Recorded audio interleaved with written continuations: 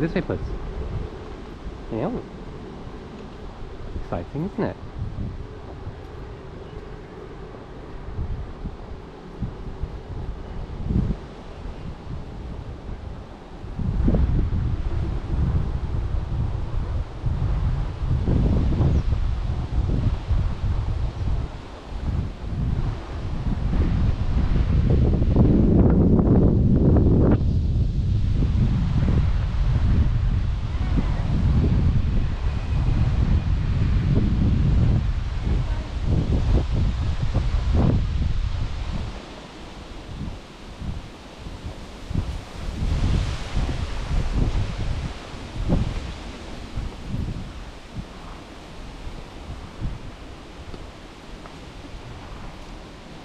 Give it a little try. Come on.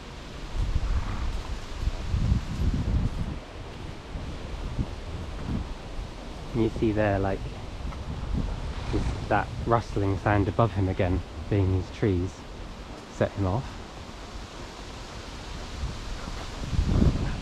Hiya. But it's more like getting that trust with him trusting me to guide him through it, and that he's going to be okay.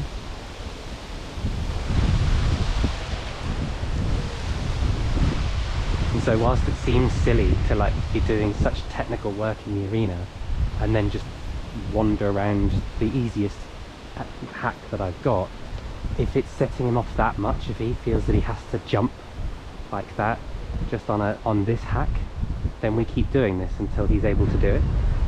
And it's that patience that is going to lead to him feeling really confident with us, with me guiding him as a team. Where you see, like, those pigeons made him jump, but in the arena it wouldn't have made him jump. So there is plenty of spooks just around here for him. Puff would not react as much as he is on this, right? And every time we hit that behavior, that sort of slam the brakes on spin, rear, turn behavior, and I don't push him and I just bend him towards it with one rein and I give him his head and I let him get away from the scary thing, the more times that can happen, the less he's going to think that he needs to go there, because he's basically he's going there in part because he believes I won't let him get away from the scary thing. So he goes to this thing that he knows riders can't stop him doing, which is the rear and the spin, and yeah. At least that's how it feels. Like, he goes, I know what to do if I get scared and you're not going to let me deal with it. I know what to do. So this is like, I'm using it as the cool down, but actually the flag and this, did you see that? The flag and this doing this little bit of hacking and letting him look and is probably the more crucial part of his learning. It's the part of his learning that I specialize in, as in this is what I do. You know, Puff, my main horse, can have fire spun over his head and, you know, smoke machines. He can be locked in a trailer with a smoke machine and be okay. You know what I mean? Like, that's what I train horses to do, be okay in these situations.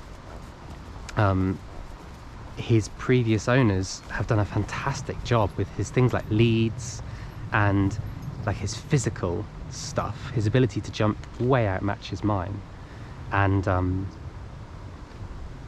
his, what do you think? Come on. His yeah, his technical mastery of things in the arena, I'd say, is probably better than mine.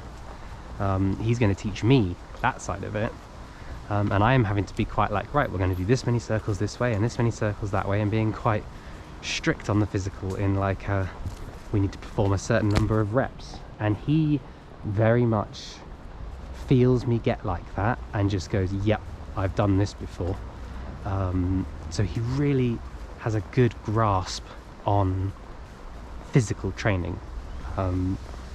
This sort of trust building, emotional work, I think what happened with him, and like nobody has told me what happened with him, and I don't want to know his past because it taints what you do. But what it feels like is he's probably been very willing for a very long time and said yes to a lot of things that maybe he shouldn't have. Like he's tried more than maybe he should have. I was saying to Zoe, like, this is the point at which this could all go horribly, horribly wrong, because it would be super easy to overdo it with him. I think he would feel okay, and it would be like, yeah, we can do more than this, and then you'd push him and you'd lose all that trust that you built. And that's what it feels like, is he was doing super well, so they just went, let's get a little bit more, and it was just that little bit too much, which is quite a common story with jumping horses, because of the way competition is structured and the way things happen. It can be very difficult to know whether it's worth pushing that little bit more, and it can be very hard to get it right, I think, which is why it's such a fantastic sport. Any sport that's difficult is a good sport.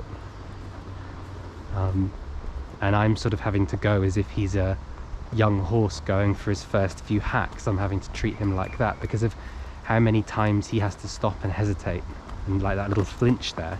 If I'd blocked him and said, no, go over there and sniff that, I would have broken the trust that I'd built up all this time working with him.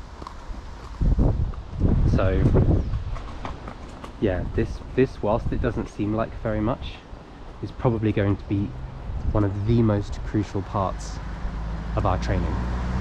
He's really getting to where I can take him out on his own, and he walks like he's walking now, you know, because now he's heading towards home. He's like, yep, let's go.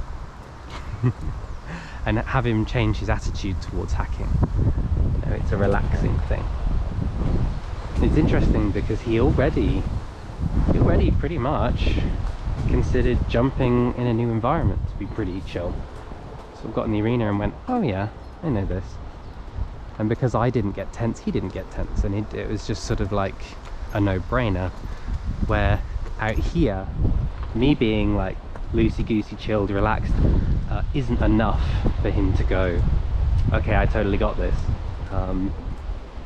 And same with the flag above his head and all these things.